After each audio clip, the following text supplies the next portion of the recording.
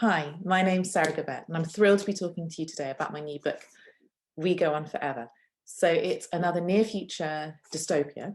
This time it's set in a world where antibiotics no longer work. And this is a very real fear of mine. And the World Health Organization calls antibiotic resistance one of the greatest threats to human health today. And said without urgent action, we're going to be heading into a post-antibiotic era. But this book, it isn't a pandemic novel. I actually wrote it pre-COVID. It's a book about lies, the lies that we tell ourselves, the lies that we tell others, and the evils that can be perpetrated if we allow ourselves to see a different group of people as somehow other. It's difficult to talk much about this book without giving too much away, because the reader is supposed to go on the same journey of discovery as the characters. But I'll tell you a little bit about them. So it's dual narrator. The two main characters are Arthur and Alba. So Arthur's a member of the elite, and they have their own method of survival. Arthur's dying. He has a brain tumor.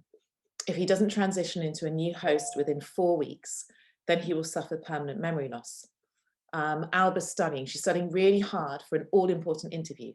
She wants to be picked as the next apprentice because that means she'll be reunited with her best friend and she'll cross the radioactive wilderness for the first time. So these two characters' realities are miles apart and the truth lies somewhere in the middle. Then the characters meet, everything comes together and everything falls apart. I'm going to read you an extract from it. So this is the first section by Alba. I'm sitting next to Curly, willing the morning meeting to end. Eventually, the screen recedes and the supervisor twists up the corners of her mouth in a poor imitation of a smile. Now, some good news, she says, trying to sound light and enthusiastic. It doesn't suit her. Another one of you has been chosen as an apprentice. Tomorrow, they'll travel to the research city to help their mentor with the crucial work of cleansing the wilderness. Praise the Creator. Praise the Creator. We all mumble back, but no one's putting any effort into it. We're all too busy scanning the room. 700 heartbeats stopped in anticipation. Who is it? Who's been chosen? Will F3526 please approach the stage? It takes a second to register who she's talking about. The Creator assigns us our numbers to deviate from them as heresy, even though nearly everyone apart from the supervisor and the guardians does it. My heart stops as Curly shoots me a quick look of astonishment and then stands up and starts to edge towards the stage. Curly, Curly, no, I inwardly scream. I know I should be happy for her, rejoicing too, but all I can think is, please don't take my friend. Not yet, I'm going to miss her too much. I know I'm being selfish and I should ask the Creator for forgiveness, but still, it's Curly, and she's be my best friend, my only proper friend, since forever. I don't know why it comes as such a surprise. I knew she'd always be one of the first of our year to be chosen. She's off the scale clever, mastering further maths and physics while the rest of us were still groping around with Newton and his apple. And she's beautiful, stunning even.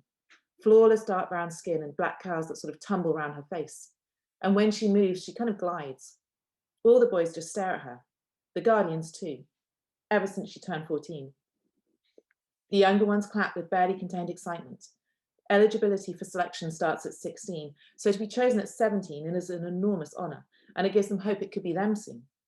It's different with the older ones, the ones in their late 20s. If they're not chosen by 30, they'll be transferred to a different home.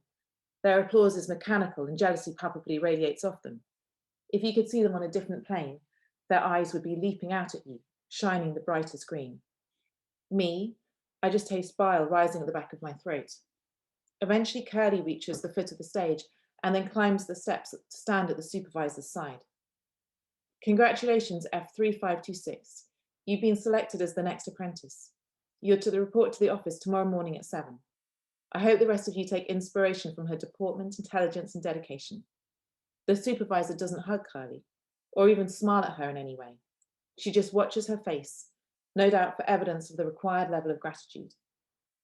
Thank you. Praise the Creator, Curly replies, her voice measured and lyrical as she gives the obligatory response. But she isn't okay. I know she isn't, even before she trips on the last step as she descends from the stage. Cool. Well, yeah, I hope you enjoy the book. Thanks. Bye.